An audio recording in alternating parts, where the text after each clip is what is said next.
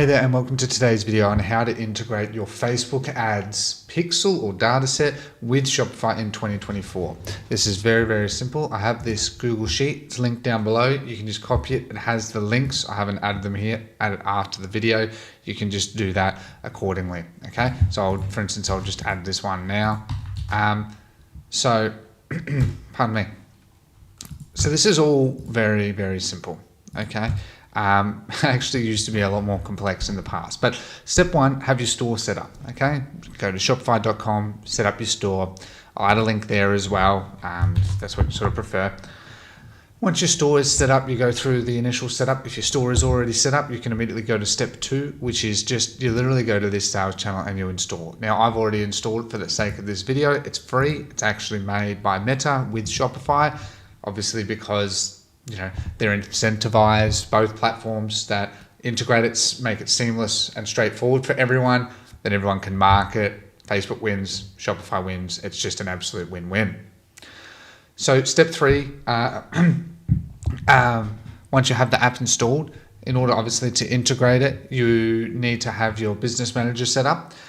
So very important when you have your business manager set up, if you already have it set up, please use an administrator's account for the integration because it'll ask you for the integration.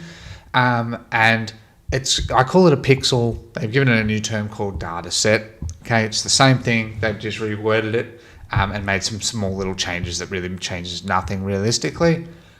Once it's integrated, then you set up conversions or purchases, revenue, your catalog pushed, all automated. Okay, it'll all be very automated, and you can customize at any time because it's an app in the Shopify and it's free. It doesn't cost a cent. Okay, so to do that, once you have it installed, okay, you can go here and you can see how I've got it installed. I usually like to pin it. I'm just making it simple. We go get started. I'll do this live. We connect your account. Okay, so I'll pause this for a moment as I connect my Facebook account. Once you connect your Facebook account, it just literally picks up the stuff and you just follow it step by step. Okay, so once you've integrated your account and you chose your business manager, always choose maximum. Okay, you can choose enhanced, but there's no reason to not choose maximum. You get the most amount of stuff. So if you do this, see how what you're essentially missing is you're missing some information. Okay. So you're missing a few columns. There's no reason to not. The more data you have, the better. Always click save. You can see that, like, for the sake of this, I've just made a number of pixels that I use for testing. Agree, continue, submit for review. Okay, the review usually takes within 24 hours and it finalizes the setup. That's literally as simple as it gets. Now, as I said, I've worked on the basis of I made the pixel in the business manager. I'll show you how the pixel is made as well. We just want to sort of see what this looks like. And then obviously you can click this link to redirect you to make ads. Obviously, click the link if you want.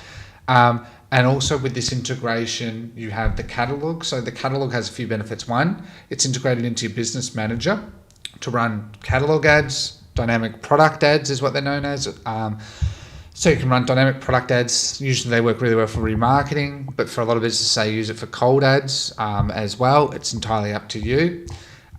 So then we go, you can start selling on Instagram and this is where you set up your shop, right? I'm not going to set this up accordingly. I don't have those accounts set up, but if you have an active Facebook and active Instagram, you can literally just follow this, submit for review. And the difference here is that it's not just in your business manager, it'll be tied into your Facebook page and your Instagram page. And that means your actual product there is organically set and you can get organic sales. Tag your actual products in stories, reels and stuff as well. So for a lot of brands, that works really, really well. So I definitely recommend you set this up. Once this is set up, it's all dynamic. Any product that you make live on your website, it'll update this automatically. If you make them unpublished, it'll also make it unpublished on these channels. Okay, so a lot of people ask me that question. I just want to sort of make that clear.